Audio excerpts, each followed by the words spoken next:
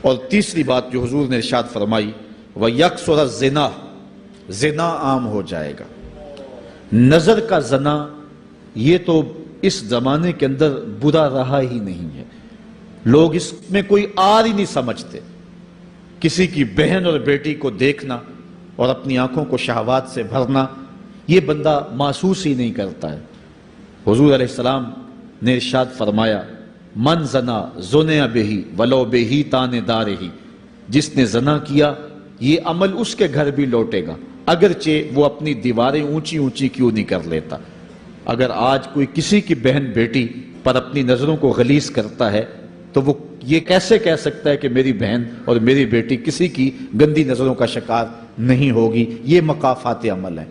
گندم از گندم بروید جو ز جو، از مقافات عمل غافل مشو۔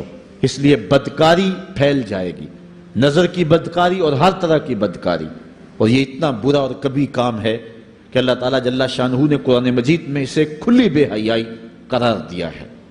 آج میڈیا کے ذریعے، آج انٹرنیٹ کے ذریعے اور یہ جو موبائل پیکج کی مصیبت نکلی ہے، اس سے معاشرے کا امن خراب ہو گیا اور معاشرے کے اندر حیا کا جوہر جو ہے وہ لوٹ لیا گیا ہے۔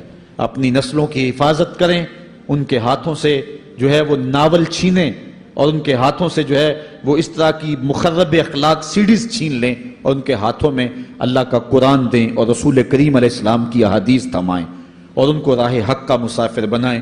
یہ ذمہ داری ہے والدین کی۔ کل قیامت کے دن ایک عورت 4 مردوں کو جہنم میں لے جائے گی۔ عرض کیا گیا وہ کیسے؟ فرمایا ایک عورت کو حکم ہوگا جہنم کا تو وہ عرض کرے گی مالک میرے باپ کو بلایا جائے۔ باپ کو بلایا جائے گا، یا اللہ یہ میرا باپ ہے، میں اس کی بیٹی، میری تربیت کا جوہر اس کے ہاتھ میں تھا، آج جن بدکاریوں اور گناہوں کے سبب جہنم میں جا رہی ہوں اس کا ذمہ دار یہ ہے۔ وہ باپ جس نے اپنے بیٹی کو سب کچھ دیا، اپنی اولاد کی تعلیم کے لیے اپنے پلاٹ بیچ دیے، جائیدادیں فروخت کر دیں، نہیں دیا تو دین نہیں دیا، کل قیامت کے دن وہ اللہ کے حضور کیا جواب دے گا؟ ارشاد ہوگا اسے بھی پکڑو، اس کے باپ کو بھی پکڑو اور جہنم میں لے جاؤ۔ عرض کرے گی نہیں مالک میرے بھائی کو بلایا جائے۔ بھائی کو بلایا جائے گا، مالک یہ میرا بھائی ہے، میں اس کی غیرت تھی، میں جن راہوں پہ چل کر کے تیرے عتاب اور تیرے قہر و غضب کی حقدار بنی اس کا ذمہ دار یہ ہے۔ اگر یہ مجھے روکتا، اپنی آبرو کی حفاظت کرتا، اپنی ناموس کا پہرا دیتا تو میں ان راستوں کی مسافر کیسے بنتی؟ میری خرابی کا ذمہ دار یہ ہے۔ اب وہ بھائی کیا جواب دے گا جو چوکوں اور موڑوں پہ کھڑا ہو کے آنے اور جانے والی بہنوں اور بیٹیوں کو دیکھتا ہے اور یہ سمجھتا ہے کہ میری بہنیں اور میری بیٹیاں گھر میں محفوظ ہیں؟ وہ قیامت کے دن کیا جواب دے گا؟ ارشاد ہوگا اسے بھی پکڑو، اس کے باپ کو بھی پکڑو، بھائی کو بھی پکڑو، جہنم میں لے جاؤ۔ عرض کرے گی نہیں مالک میرے شوہر کو بھی بلایا جائے۔ بلایا جائے گا، مالک یہ میرا شوہر ہے اور میں اس کی بیوی، میری تربیت کا جوہر ماں باپ کے بعد اس کے ہاتھ میں تھا اور اس کے پاس طلاق کی دھمکی ایسی چیز تھی، مجھے جو چاہتا منواتا اور جس انداز میں ڈھالنا چاہتا مجھے ڈھال لیتا، لیکن اس نے مجھے کبھی راہ حق کی طرف نہیں بلایا تھا۔ وہ شوہر کیا جواب دے گا جو خود اپنے دوستوں کو چائے پہ بلا کے اور اپنی بیوی کو سامنے برہنہ منہ بٹھا کے بعد میں اس کے حسن کی داد مانگتا ہو، بتاؤ بھابی کیسی ہے؟